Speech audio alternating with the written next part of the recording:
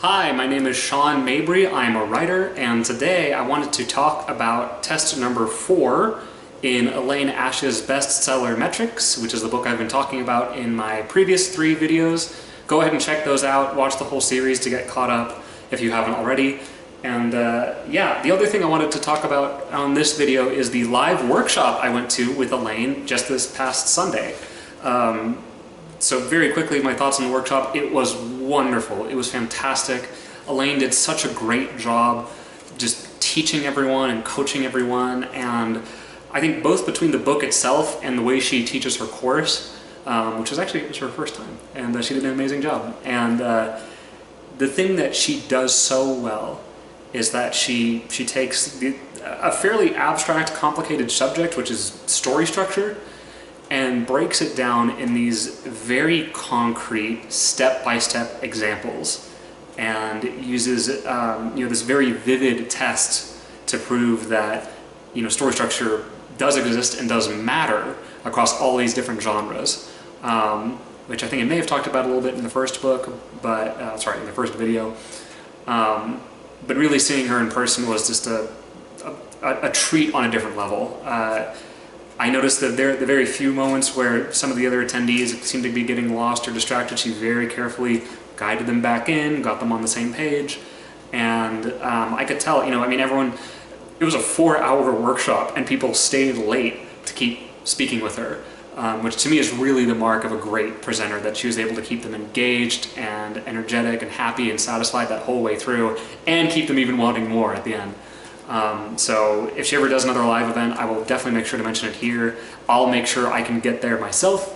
But in the meantime, let's go ahead and talk about test number 4. So test number 4 is the least number heavy. So if you're not a numbers person, this is your reward for making through the first 3 tests, is that you get to have a non-numbers test. There's a few numbers, but mostly it's just words. And really what this does is it helps you diagnose the story structure of your manuscript. And what I love about this section and this test is that there are plenty of books out there on story structure, but they're usually talking about the process of writing your first draft or your first few drafts. And what I love about this is that this is actually a diagnostic tool for after you've written the story, which I think is just as useful, if not more useful. I think especially for beginning writers. I mean, so many of us, we don't think we're going to need to plan. We don't. It's very rare I've talked to another writer who planned their first novel. I didn't. I'm a huge fan of structure and planning now because of what happened with my first novel. That's a story for another time. Although I did talk about that on the blog.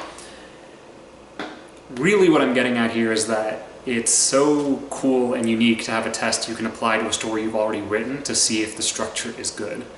Because as Elaine explained at the workshop, structure is so important.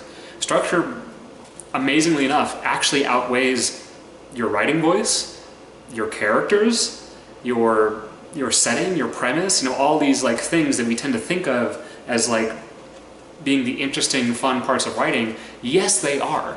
But those things only work if you have a strong structure in place. And in fact, you can be just kind of average with each of those areas, but if you have a strong structure, you'll get readers, you'll get picked up by agents, you'll get picked up by publishers. It's just that important, and so it's worth learning. And so the cool thing about me going through this test, I'll talk about my book again, is that basically everything is good. The overall structure is really strong, which is not terribly surprising because I did plan it ahead, but it was good to see that I'm on track.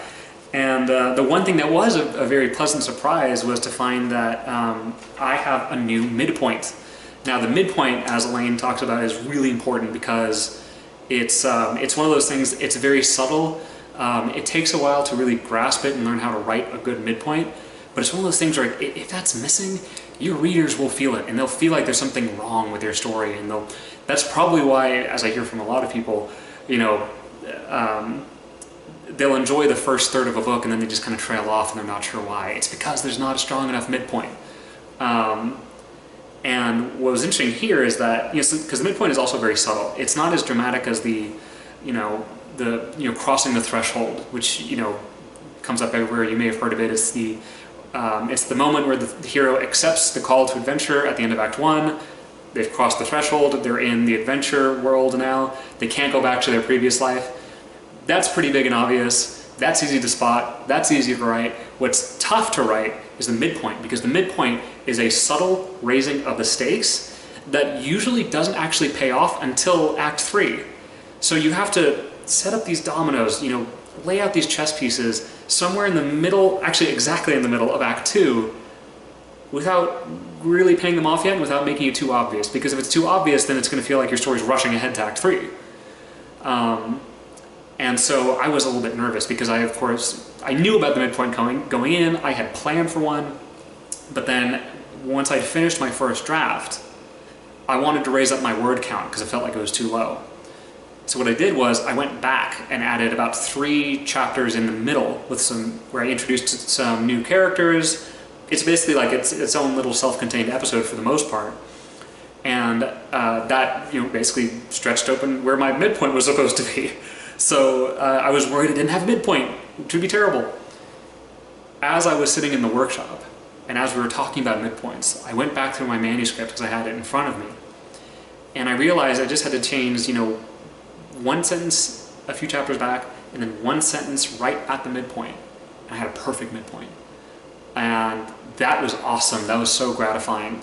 And I don't think I would have had that realization or even known I would have need to make that subtle change if not for Ash's, Elaine, I don't know why I keep calling her by her last name, Elaine Ash's wisdom and guidance. It's because she's an expert and an author. That's what you're supposed to do with experts and authors, I guess. I don't know. So that was test number 4. Taught me a lot, very useful. I will definitely be using it on future books. Same with all the other tests. And the last test, which I wanted to touch on, I'm not going to make a separate video on this, but I do want to mention it because it's a really interesting concept. Test number 5 is to see whether you're writing a literary epic, saga, or Leviathan. Elaine likes to call them literary Leviathans, probably because it's alliterative.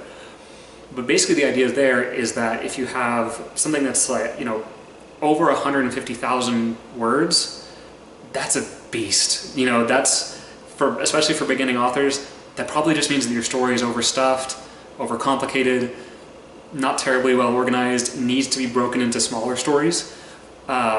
Or you are in fact writing a literary saga, epic, or Leviathan, and what that really means, as Elaine explains so brilliantly, is that you actually have a bunch of traditionally structured 3-act stories that are just broken up into different chunks and, you know, either rearranged chronologically or put in between each other, with maybe a few small, you know, effectively short stories thrown in between. But basically, you know, when you look at something like Game of Thrones, which is an example that Elaine uses, that may look, it is this huge sprawling universe, but that doesn't mean it doesn't have story structure. What it really means is that there's a series of small, carefully structured stories that add up to this big, huge mass. And the example, of course, that Elaine uses is the story of Daenerys Targaryen. If you pull her story out, lay it out chronologically, without any of the interrupting chapters from other characters, it's a perfect 3-act structure. And the same is true for Jon Snow's story. And the same is really true of any short story, too, you know, in Game of Thrones or not. Story structure is everywhere. And if it's not everywhere, people notice and they feel weird and usually disappointed. So story structure is so important. Learn it, love it, absorb it. I highly recommend Elaine Ash's Bestseller Metrics as a way to learn it, and especially a way to apply it to a story you've already written. So yeah, that's it for this series. I hope you enjoyed it and found it useful. As always, feel free to like, comment, share, and subscribe, and I will see you all again next week. Bye.